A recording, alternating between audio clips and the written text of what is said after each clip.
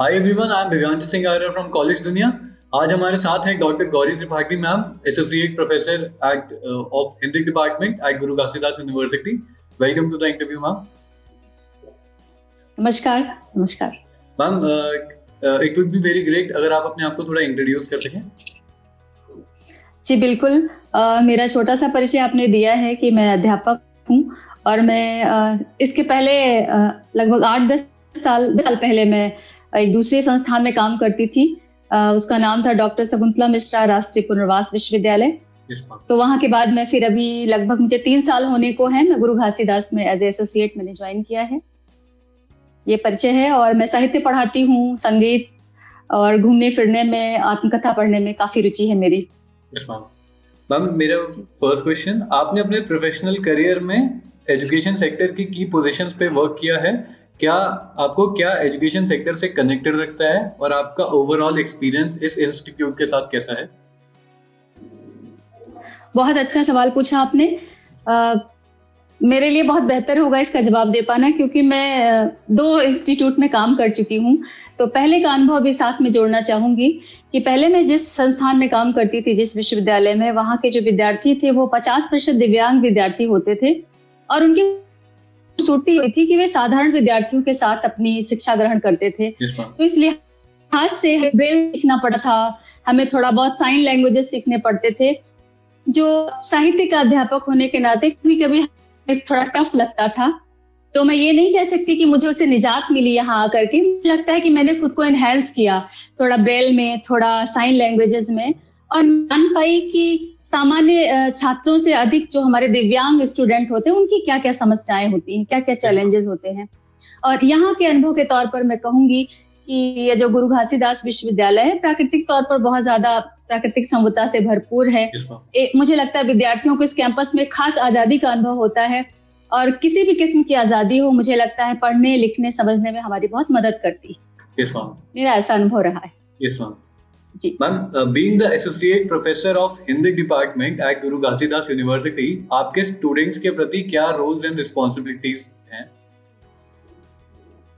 जी बिल्कुल, मुझे लगता है कि एक सामान्य अध्यापक के जो रिस्पॉन्सिबिलिटी होती है, समय से आना, क्लास लेना, अपने विद्यार्थियों की चिंता करना, ये सिर्फ ऊपरी तौर पर है, सिर्फ इसलिए कि मैं अनुशासित रहूं, हमारे विद्यार्थी अनुशासित रहें। लेकिन इससे ज्यादा जो मेरा उत्तरदायित्व होता है कि अपने क्लास, अपने लेक्चर के माध्यम से मैं उनके अंदरूनी विशेषताओं को भी आगे कर सकूं और ये जो दुनिया है, इस दुनिया में खड़े रहने लायक, जीने लायक उन्हें बना सकूं साहित्य के माध्यम से। मेरी ये कोशिश रहती है। तो ये दोहरी भूमिका हमारी चलती है। एज ए काउंसलर भी बहुत बार हम अध्यापक से ज्यादा बढ़ करके उनकी काउंसलिंग भी करते हैं। तो कई स्तरों पर ये उत्तरदायित्व हम निभाते हैं। यस मैम, गुरु घासीदास यूनिवर्सिटी का करिकुलम कैसे सुनिश्चित करता है कि स्टूडेंट्स फ्यूचर के लिए तैयार हो रहे हैं? हमारे विश्वविद्यालय का मैं हिंदी पढ़ाती हूँ। हिंदी विभाग में हमारे यहाँ पीएचडी, एमए और बीए के विद्यार्थी आते हैं। और आज के संदर्भ में अगर मैं कहूँ तो जो राष्ट्रीय शिक्षा नीति की जितनी भी कह सकते हैं कि नियमावलियां हैं, वे सब हमारे यूनिवर्सिटी ने लागू की हैं। और हम चाहते हैं कि विद्यार्थी साहित्य पढ़ने के साथ साथ बाजार में भी अपने आप को खड़ा रख सके। रोजगार परक शिक्षा का जो सिलेबस है वह हमारे हिंदी विभाग से निर्गत हुआ है और हम उस पर बहुत ध्यान देते हैं। तो विद्यार्थी दोनों में संतुलन साध लेता है, वह साहित्य की भी पढ़ाई करता है और साथ साथ रोजगार से भी अपने आप को जुड़ा हुआ महसूस करता है। मैम, आप इंटरेस्टेड स्टूडेंट्स और पेरेंट्स को इंस्टीट्यूट के बारे में क्या बताना चाहेंगी जो वे शायद नहीं जानते हो? पेरेंट्स के लिए, स्टूडेंट्स के लिए मैं कहूंगी कि यह विश्वविद्यालय बहुत ज्यादा अच्छा है और मैं बार बार यह बात कहूंगी कि प्रकृति के बीच में बना हुआ है। ऐसा माना जाता है जो व्यक्ति प्रकृति के जितना ही नजदीक होता है वह उतना ही ज्यादा अपनी स्वाभाविकता को व्यक्त कर पाता है। तो पढ़ने के लिए मुझे लगता है कि बहुत अच्छा संस्थान है।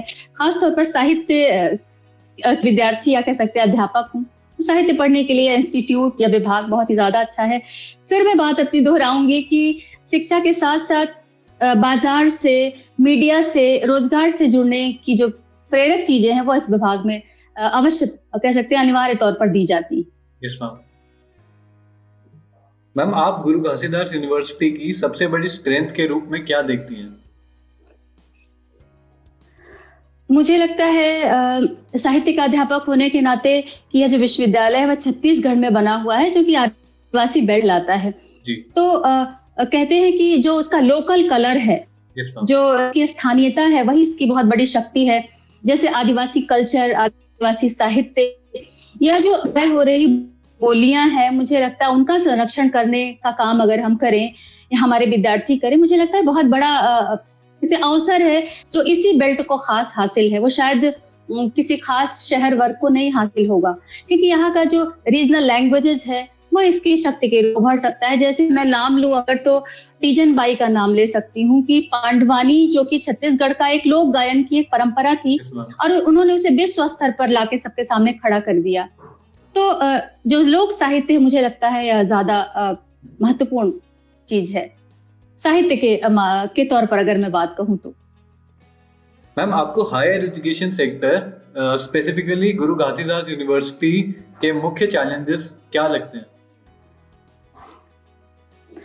हाँ, मुझे लगता है कि चैलेंजेस आज के जमाने में तो कोई खास ऐसे नहीं है, लेकिन फिर भी चूंकि यह थोड़ा सा आदिवासी बहुल इलाका है, और जैसे मैं उदाहरण के तौर पर अपनी बात कहूँ कि जैसे आप दिल्ली में है, कोलकाता में है, बहुत बड़े शहरों में है, अक्सर आप देखेंगे तो तमाम संस्थाओं के माध्यम से कार्यक्रम हुआ करते हैं। आपको तमाम साहित्यकार हर दूसरे तीसरे दिन मिल सकते हैं, साहित्य अकादमी परिषद हो।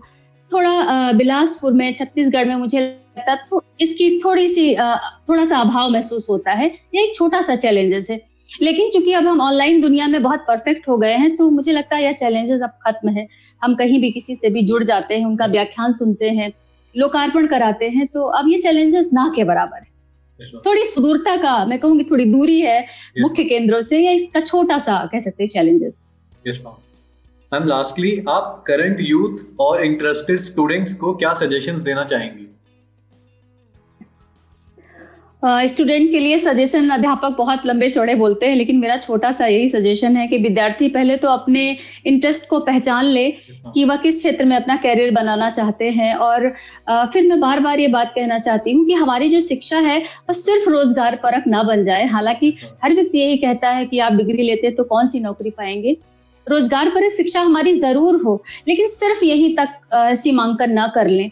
बल्कि अगर आप साहित्य पढ़ते हैं, भाषा पढ़ते हैं, तो जरूरी नहीं कि तुरंत ही आपको कोई नौकरी मिल जाए। आप उस साहित्य का गहन अध्ययन करके अनुवाद के क्षेत्र में, मीडिया के क्षेत्र में भी अपना कैरियर बना सकते हैं, और दोनों में संतुलन बना करके रहें। विद्यार्थियों से मेरी यही कह सकते हैं कि संदेश है, और जिस भी क्षेत्र में जाएं थोड़े अपने को चेक कर लें, ईमानदारी के साथ उस विषय में आगे बढ़ें। Yes ma'am.